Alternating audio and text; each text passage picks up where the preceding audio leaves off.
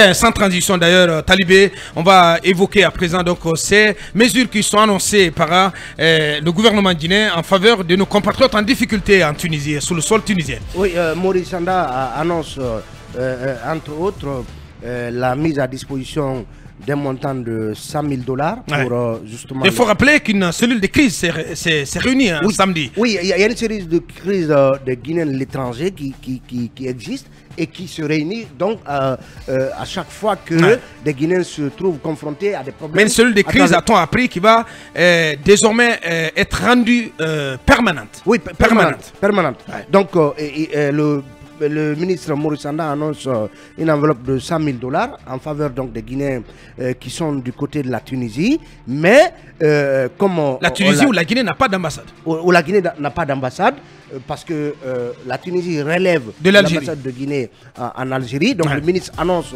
l'envoi d'une équipe de l'ambassade de Guinée en Algérie du côté de la Tunisie pour entrer en contact avec à la fois les autorités tunisiennes mais aussi les compatriotes qui ont besoin d'aide. Il dit nous ne pouvons pas accepter que les Guinéens soient traités de la sorte. La Guinée n'a jamais expulsé ni menacé des ressortissants d'autres pays. Et plus loin, le ministre indique que nous allons proposer aux Guinéens qui veulent rentrer des services. Il s'agit de faire en sorte que les Guinéens qui sont là-bas, parce qu'il a précisé qu'il y en a qui ont leur passeport, il y en a qui sont là-bas légalement et il y en a qui sont des clandestins.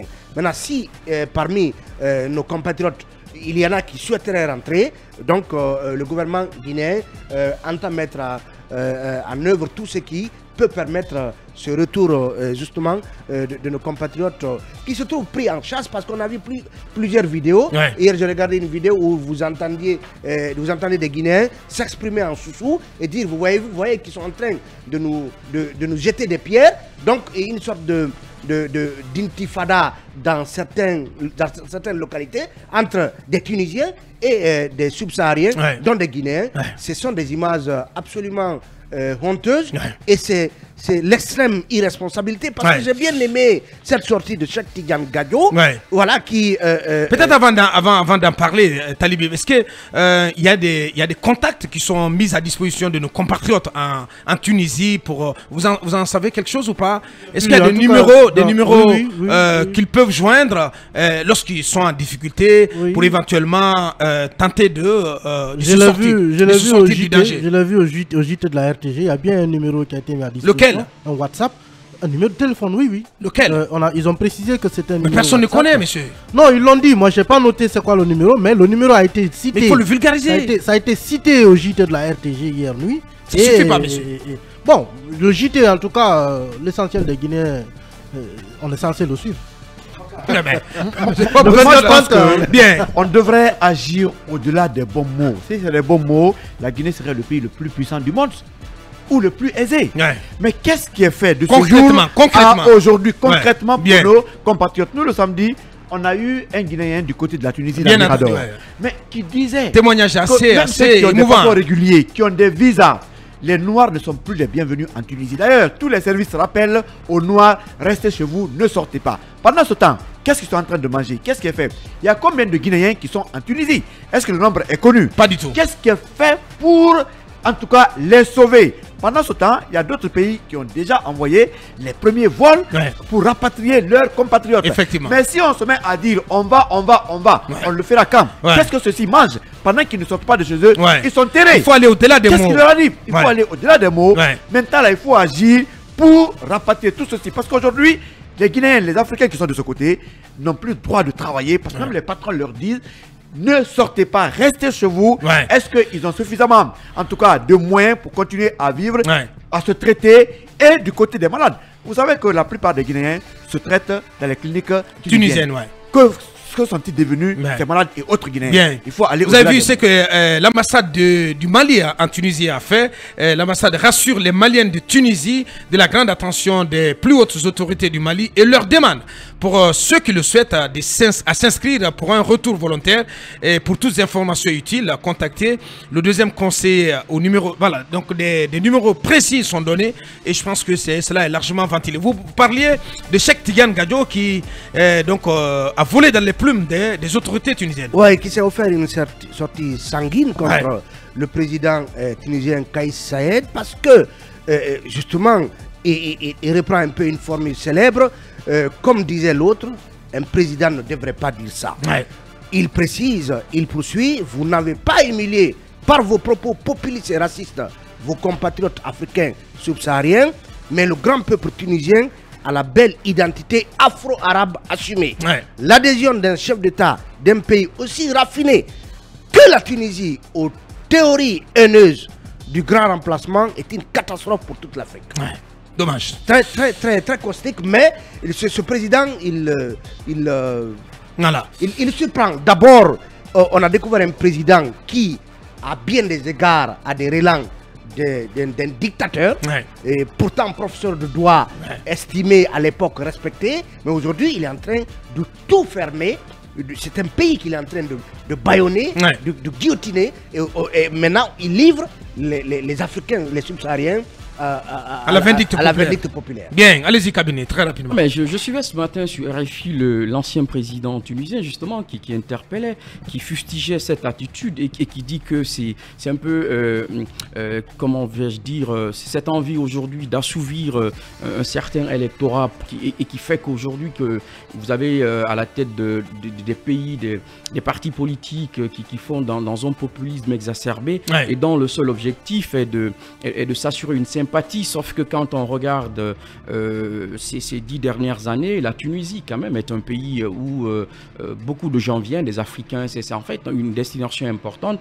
Tenir de tels discours, c'est assez irresponsable. Assez irresponsable, mais c'est de notre âge. Moi, je ne comprends pas que l'on soit amené à cristalliser l'attention en protestant de tels discours. C'est assez grave comme discours. Et je pense venant d'un président de la République. Et en plus, c'est pas quand même quelque chose qui reflète cet imaginaire collectif tunisien. Les gens sont assez bien dans ces pays-là. Mais voilà, un président de la République populiste qui balance comme ça des propos racistes et haineux, il a quand même à se demander, il appartient à quel âge.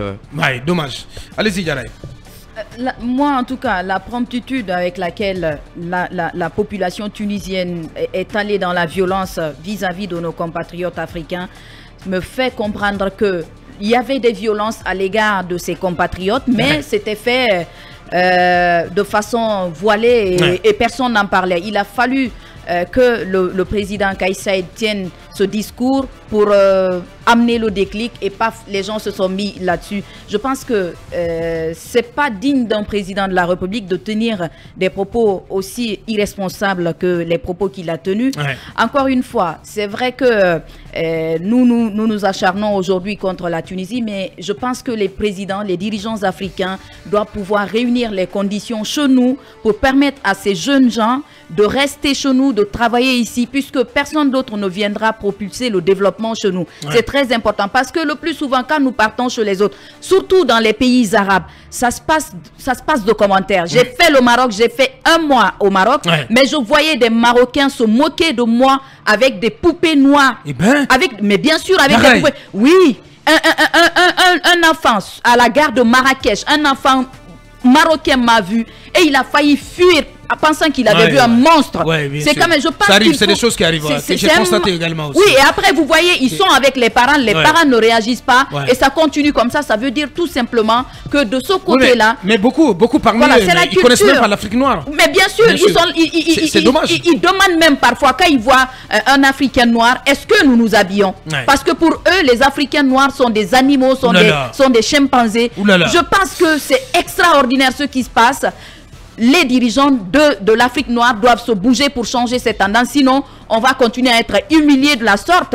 L'Africain a prouvé sa capacité intellectuelle. L'Africain a prouvé qu'il peut amener un changement. C'est très important. Mais très bien dit, Yaraï. Bien dit. Bien dommage. Scène, voilà, bien dit. Bassekou pour en terminer. Oui, écoutez, ce qui se passe du côté de... Ouais.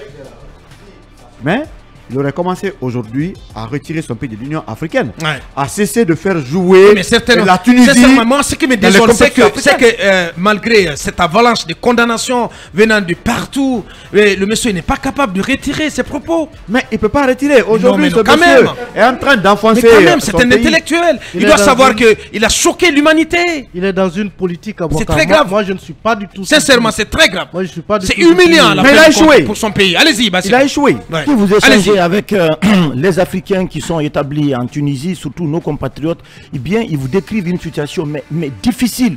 Vous êtes terré à la maison, vous ne pouvez pas sortir à Boubacar. Et quand vous sortez, eh bien, c'est un jeune Tunisien qui vient vous brandir un couteau, eh bien, qui menace, vous êtes dépouillé. Ouais. Il y a beaucoup aujourd'hui qui ont rendu leur concession. Certains ont carrément ont été rejetés de leur emploi. Ouais. Alors, la communication qui a été faite au ministère des Affaires étrangères le week-end dernier, il s'agit en réalité de 48 de nos compatriotes donc, qui sont en situation difficile.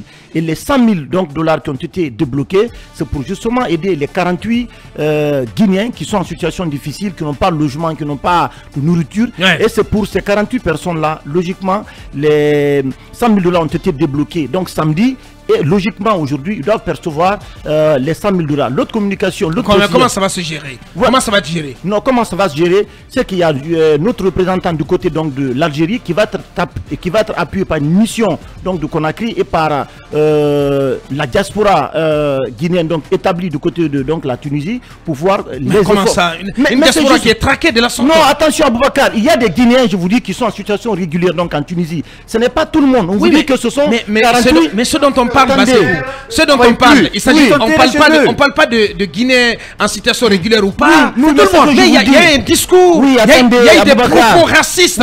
Oui, mais justement, Et oui. ça fait que tout le monde est jeté en pâture, Oui, monsieur. mais c'est ce que j'ai commencé par réveille-toi vous un peu, dire. monsieur. Non, mais Aboubacar, mais je suis réveillé, mais ce que je suis en train de te faire savoir, c'est que il y a un comité donc, de crise qui a été donc, mis en place là-bas et qui va gérer les 100 000 dollars pour essayer de voir comment nos compatriotes là qui sont en situation difficile vont rentrer en position de ce montant. Deuxièmement, il a aussi instruit notamment aux représentants donc, des Guinéens qui se trouvent en Tunisie de voir qu'est-ce qui peut être fait pour que les cartes de séjour soient rapidement mises à la disposition de ces Guinéens aujourd'hui qui ont besoin de ça pour se déplacer, pour faire beaucoup d'activités. Ouais. Et qu'est-ce qui est prévu pour le retour? Voilà, je voulais vous poser cette question. Monsieur le porte-parole du ministère. Je ne suis pas en train de porte-parole. Non, je ne suis pas. On ne peut pas peindre quand même tout en noir à Boubacar C'est parce que je suis en train de faire. Non, je ne suis pas en train de faire le porte-parole. Mais vous êtes déjà un avocat Non, je suis en train de faire le compte rendu, notamment de la réunion de crise qui a eu lieu au ministère des Affaires étrangères. Bien. Voilà. Bien. Et par rapport à ça, il y a un avion également qui va être affrété par le gouvernement guinéen. On a demandé à qui va être affrété. Oui. Certainement à partir de ce lundi.